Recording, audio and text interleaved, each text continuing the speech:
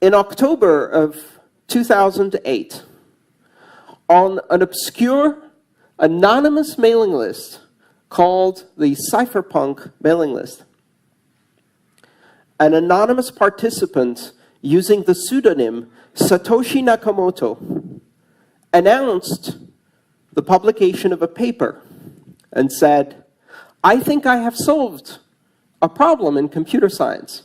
I have found a way to create a system of electronic cash that is direct between people, peer-to-peer, as we use the term in computer science. In this system of electronic cash, I've written a white paper and I have implemented it in software." And on that day, Satoshi Nakamoto published the white paper. You can download it online. It's available at bitcoin.org. You can do a search for it, the Satoshi Nakamoto white paper or the Bitcoin white paper. And in 9 pages, Satoshi Nakamoto described in detail and in ways that predicted many of the things that happened over the next 7 years, what Bitcoin was and what Bitcoin could become and how it would work. But he didn't stop there. Or she didn't stop there. Or they didn't stop there, because we don't know if Satoshi Nakamoto is a man, a woman, or a group of people, or an alien being from the future. Okay, probably not that last one. Satoshi Nakamoto then published software and invited people to participate in running a network. And this gives you the first hint as to how Bitcoin works. Bitcoin is software. Bitcoin is an application, among other things. You download this application, you run it on your computer. You can run it on a laptop, you can run it on a desktop, preferably on a computer that's permanently connected to the internet. It uses quite a bit of RAM and disk space right now, but in those days it was very lightweight. And if you run this program, it reaches out on the internet and it finds other people running this program. You don't know who these people are. It doesn't reach out to specific people. It creates a random mesh network, what we call a peer-to-peer network, where every participant in the system is equal. There's no special computer. They're all just talking to each other. It creates what in network terms we would call a crowd. So randomly reaches out and connects to various other computers running the Bitcoin software. And together they create a network. And that network is used to exchange and propagate transactions. And these transactions are encoded in a digital format. They contain information about the transfer of value and the authorization to transfer value between participants. Nobody controls this network. And this is a critical concept. Nobody controls this network. You can be running one of these computers. You do not control this network. You run one of these applications. It connects to other people. And you run another one of these applications. And it talks Bitcoin to the other computers that are talking Bitcoin. But no one is in control. No one is in charge. Just like when you're running a computer that speaks on the internet and communicates with other computers on the internet, no one is in control. If you interact directly between these systems. That network started on January 3rd, 2009. And on that day, the world changed. For the first time in the history of money, in the history of trust, in the history of institutions, in the history of humanity, A system that is completely independent of authority, is completely independent of institutions. A system that develops trust as the result of collaboration, communication, and computation through cryptography was born. This system allows people to exchange value, to transmit money. And this money is called Bitcoin. So Bitcoin is the application. It's the software that you run on your computer that communicates with all of the other computers running the Bitcoin software.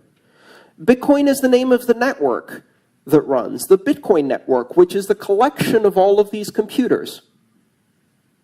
Some 6,500 of them around the world, anywhere there is internet, are the ones we know that advertise their presence, several thousand more that don't, and tens of thousands that simply listen onto this network without actively participating.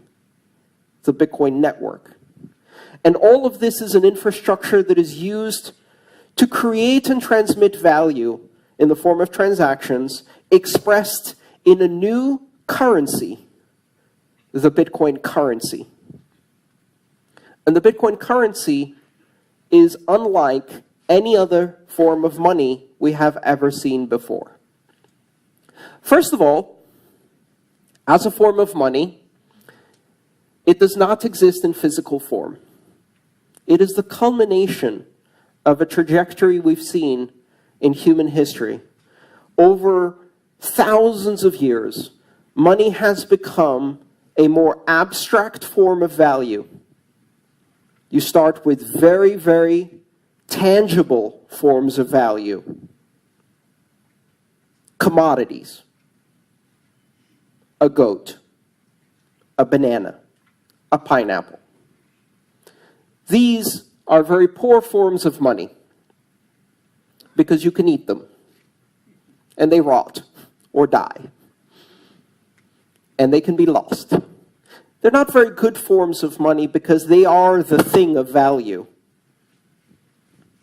We went from that to gold, precious metals, and stamped coins. These are better forms of money because you cannot eat them. They do not die or rot. They do not represent the value itself. They are not the value. And this is an interesting concept. Money is not the valuable thing itself.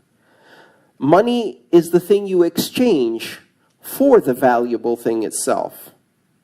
The reason bananas are not good money is because bananas are the value you're trying to get. Money is the thing you exchange for bananas that has no value in itself. It is simply a symbol, an abstraction.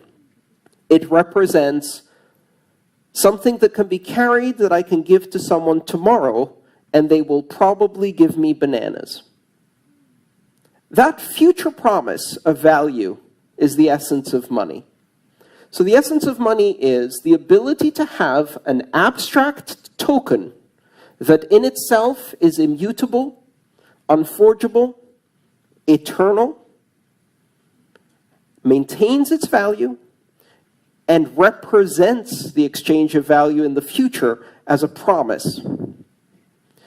And over time, these things have become less and less physical and more abstract. Why? Because people don't like changing. And if you tell someone, I'm not going to give you bananas for the work you did, I'm going to give you a shiny gold coin, but don't worry, you can use this to get bananas, they look at you and they say, I've always had bananas for my work. I think I would like to have bananas, not this yellow thing. 100 years later, they now believe the yellow thing is valuable. And then you tell them, now I'm going to give you a piece of paper instead of the yellow thing, but don't worry, you can still convert this into bananas. And most people say, I don't think that's real money. I want the yellow thing. And the world moves on. And eventually we change and we say, you know what? You won't get the piece of paper either. you won't get the coin.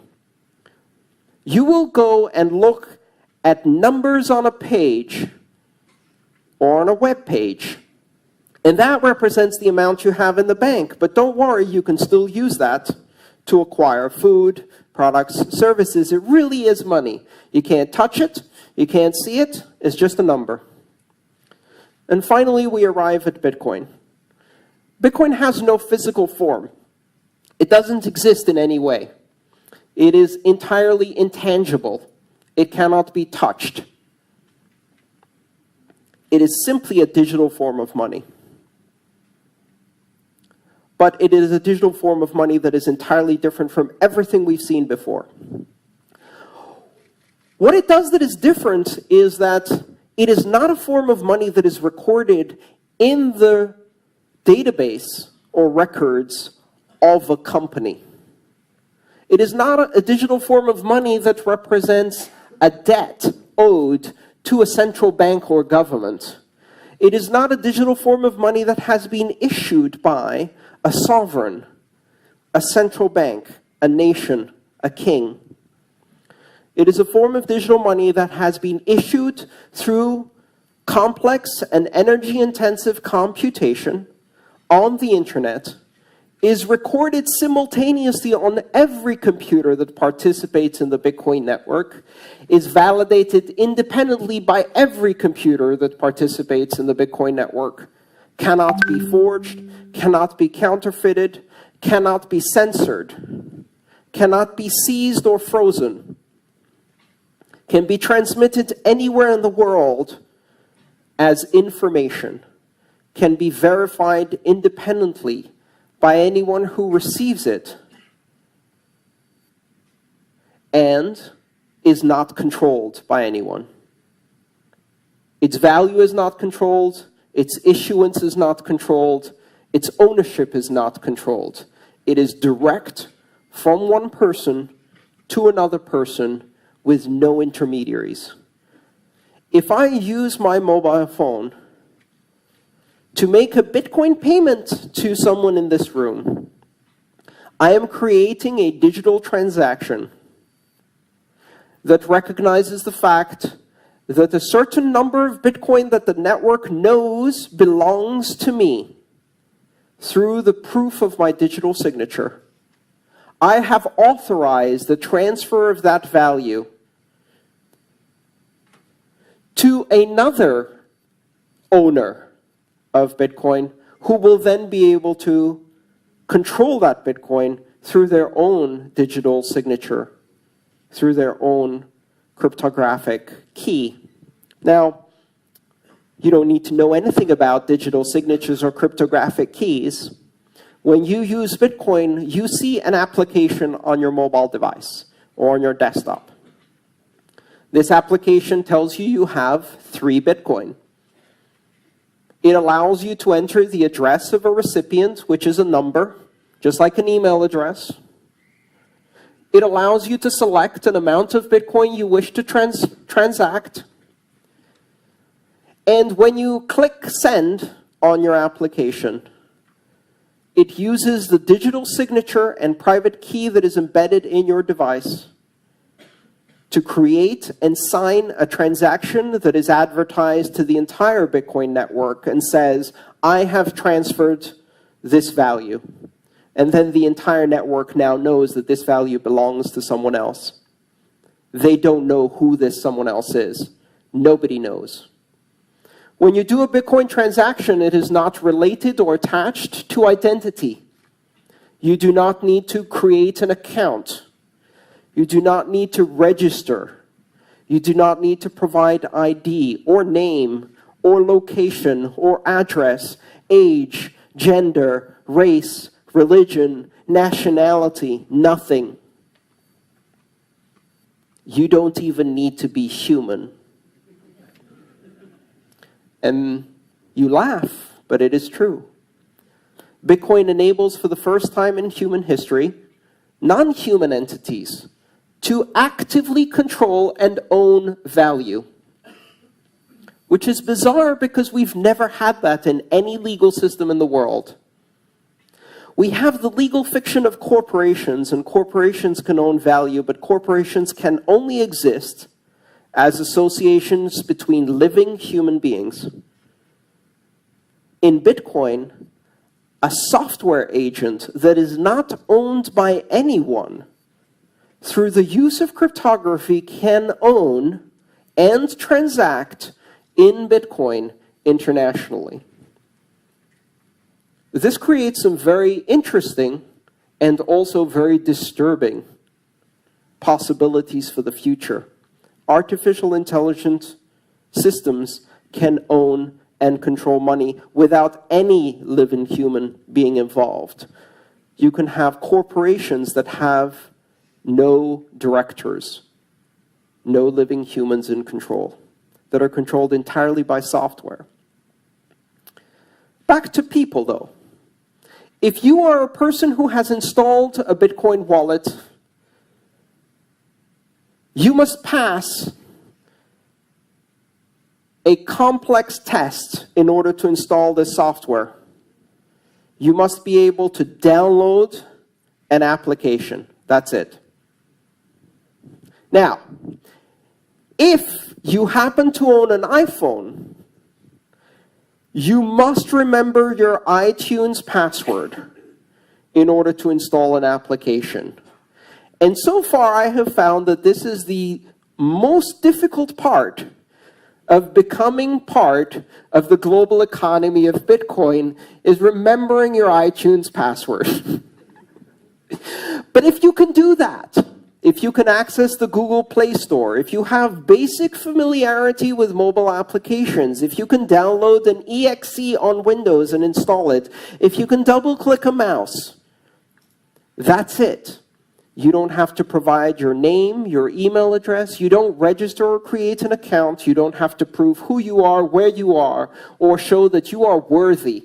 You do not have to have a credit score. You do not have to be authorized. This is something that is entirely different from every system of money we've ever had before. Now, for the internet generation, this is a very familiar concept. When you open a browser and you start using the web, do you have to register or get a license to use the web? Do you have to create an account to visit Wikipedia? No. The only requirement is that you are able to download, install, and operate a web browser. There was a time when the idea of allowing every human to be able to communicate without borders or censorship on the World Wide Web was terrifying to people. To some people, it still is terrifying. Most of the younger generation find it liberating in a global sense.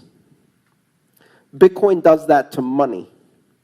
What happens when every human being on the planet, through the simple act of downloading and installing an application, can become a member of a global economy without borders, one that allows people to transmit and receive money at will, anywhere in the world, 24 hours a day, uninterrupted for the last 7 years, with fees that do not depend on the amount of money you're sending, but pay simply for the capacity you use on the network. You can transmit a Bitcoin transaction for about $1. And it doesn't matter if you send $1 or $100,000, you still pay $1. It doesn't matter if you're sending it from here to another province in Malaysia, or if you're sending it from here to the opposite end of the planet. It doesn't matter if you are an individual or corporation, or if you're sending it to an individual or corporation. It doesn't matter if you're sending it to someone who is rich or someone who is poor. You can. Bitcoin changes the way we approach finance completely. But that's just the first layer. Because the technology that makes Bitcoin possible, that allows two people from opposite ends of the planet to securely transact with each other without knowing each other and without trusting each other, opens up an entire range of applications that we haven't yet imagined. Bitcoin is not just money for the internet. Bitcoin is a platform. The technology that Bitcoin uses, a combination of the blockchain, which is the global transaction ledger that records every transaction, the decentralized consensus mechanism called proof of work that allows security on the Bitcoin blockchain, the open system of access that allows anyone to participate without barriers, and its borderless and neutral nature that make it possible for anyone to participate regardless of who they are, where the only thing that matters is whether a transaction is valid, not who is the source or destination, not what is the amount. These fundamental building blocks that make Bitcoin possible open the door to dozens and then hundreds and then thousands of applications of trust. At its core, Bitcoin represents the replacement of trust through institutions to trust through networks. For centuries, human society has been based on the fact that in order to coordinate the activity between large numbers of people, we have to have something to trust. And until now, the best answer to that problem was institutions. Collections of people governed by rules and policies with oversight, transparency, and accountability built into the rules, run by humans in order to create centers of trust through tradition, through reputation, through longevity. Institutions of trust are failing. They're failing all over the world. They're failing when they are newspapers. They are failing in political institutions. They are failing in numbers of ways. And the reason they are failing is because they represent systems of scale for industrial societies. And we are no longer industrial nation-state societies. We are now information societies of global scale that collaborate across borders at massive scale. We are now solving problems that affect not 30 million people in one country, but 7.5 billion people on one planet. And for problems of that scale and collaboration of that scale, traditional institutions do not work. They fail to scale. They're not evil. They're not deliberately corrupt. They simply fail to solve the problems of a global society. And yet, during that very time that we see these institutions failing, we have seen the emergence of new systems of governance, of new systems of global collaboration, systems that do allow us to collaborate, communicate, and solve problems at scale. And the first of those systems was the internet. And with that, we see the first system of communication that transcends nations, that transcends borders, that allows anyone everywhere and anywhere to communicate. Bitcoin represents that happening to money. It represents a network-centric system of money that is beyond the nation state. A network-centric system of money that scales and allows people to collaborate on a global basis, that allows anyone everywhere and anywhere to participate in a global economy without barriers, without borders, without ID, without credentials, simply through the act of running software. And that will change the world. Thank you.